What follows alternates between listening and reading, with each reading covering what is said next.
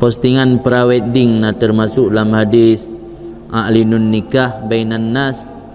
A'linun nikah kan, giyu beritahu nikah dengan cara pegat walimah.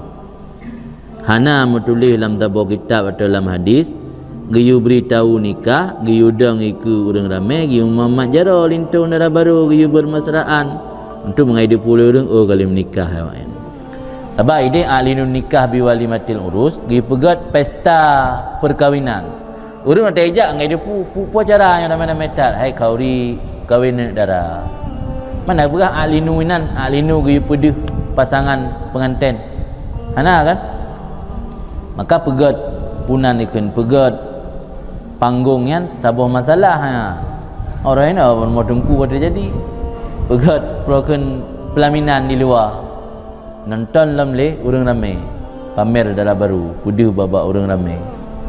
Ada hai darah baru kan pu yang nampak wajah kan termasuk aurat. Walaupun lain akhilah tadi, tapi punya pula menyetruk tingkat pandangan nazar bisyahwat, kira-kira haram. Foto pra-wedding, pra yang sebelum, berarti foto sebelum nikah, ya kan? Wedding kan foto sebelum nikah. Foto sebelum nikah nah termasuk dalam hadis a'linun nikah. Hana a'linun nikah yang dengan walimah urus, kan dengan pra-wedding. Kan a'linun nikah bil pra-wedding. Hana a'linun nikah bi walimatil urus. Dia pegat kanduri pesta dengan kanduri pestanya untuk tabite ba urang bawa tanya kata perkahwinan ni. Sehingga ada ikalan legop anak tanya hijak ngau ragam atau anak agam ni hijak ngau rinang han sampai ya hum nasahli. Dia punya kahala waknya. Kali buat pengmal dia runcik buat kauri. Ngan kauri giyu iklan kan iklam. Giyu iklam perkahwinan dengan kauri kan dengan pra-wedding. Mah hukum pegat betul pra-wedding, nya pegat le pegatnya kubah langkama ke kenang-kenangan hana haram. Tapi watai ke pra-wedding nyan nan mentang pra-wedding, tapi yang kali nikah.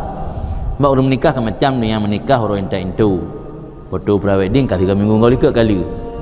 Nya watai ke betul haram dengan dalam nikah.